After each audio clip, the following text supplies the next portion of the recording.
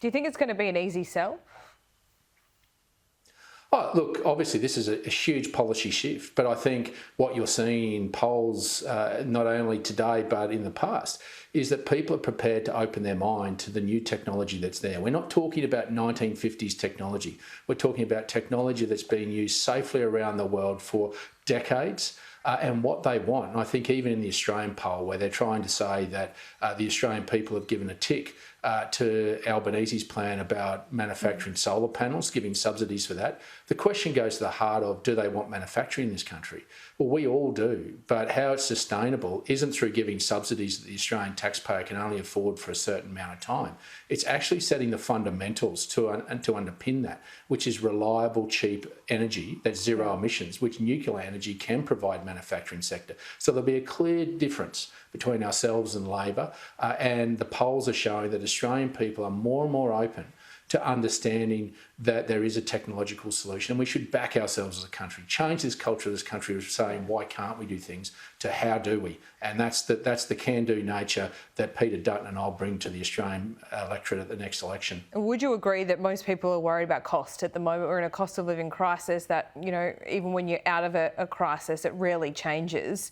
The cost is the number one issue, reliability, of course, one of them as well.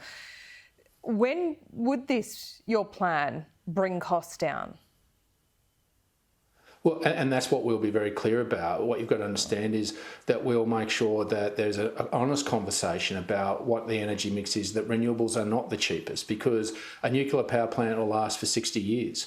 Wind towers at best would last 15 to 20. So you'll have 3 replacements of those over that period of time. And that's before you even have to put in the 28,000 kilometres of transmission lines. This government's going to spend over $1.2 trillion of your taxpayers' dollar to transition to an all renewables approach, giving us concentration risk, putting all our energy eggs in one basket. What we will say is there'll be an upfront investment that will give long-term reductions in energy prices, but will underpin our sovereign capability to manufacture in this country, bring it back to the shores. We've already seen so much manufacturing loss in this country.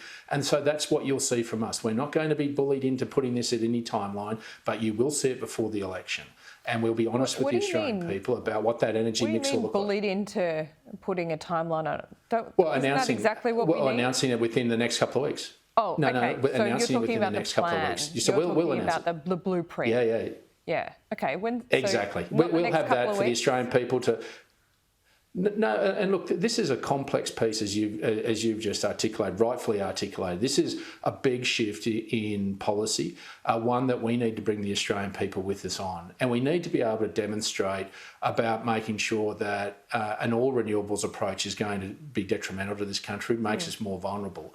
But we have the sovereignty of our resources to have an energy mix of transitioning coal into nuclear with gas. We're going to need gas is going to be the energy that transitions and helps not only nuclear works but help renewables work. And there will be a renewables mix, and we want to make sure that there's a place for renewables. At the moment, they've lost their social licence. When you look at things like Port Stephens, where I was last week, offshore, 20 kilometres off the shore, where whale habitat, where whale lines go through for their migration. It's just insanity when there are other alternatives, and we just need to pause to plan to get this right. We'll live up to our international commitments. We're not running away from them, but we'll do this in a uniquely Australian way, where Australians will not pay a bigger price and regional Australia will not bear all the burden.